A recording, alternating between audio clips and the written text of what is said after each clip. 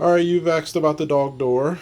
This is a Pet Safe, and I know you can't see the name there, but Pet Safe, and this is a size medium. Their website is petsafe.net. No, this video is not sponsored by them. The medium size, I'm not sure what it correlates to in terms of pet weight, but this door was actually, the doggy door was bigger than my dog, and so it was easy for him to get in and out. I don't have a video of the installation process, but the process was fairly simple.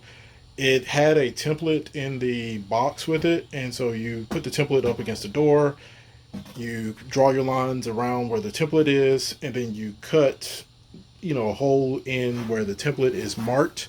This particular door, this bottom part here is actually metal, so I had to use I believe I used a reciprocating saw, if not a jigsaw, to cut the hole out. And then there's an outside part that looks similar to this inside part. And the way this works is each of these holes right here are nylon screws that thread through to the opposite side. And essentially it clasps on to whatever it is, in this case the storm door, and that's how it's held in place.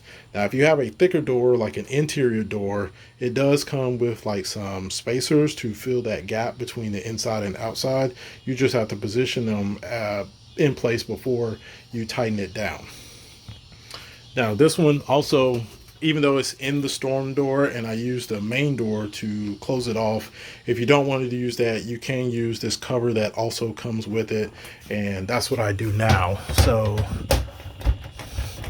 there, and I put that in place because we don't have a dog anymore, so it's serving its purpose to prevent anything from even trying to come inside.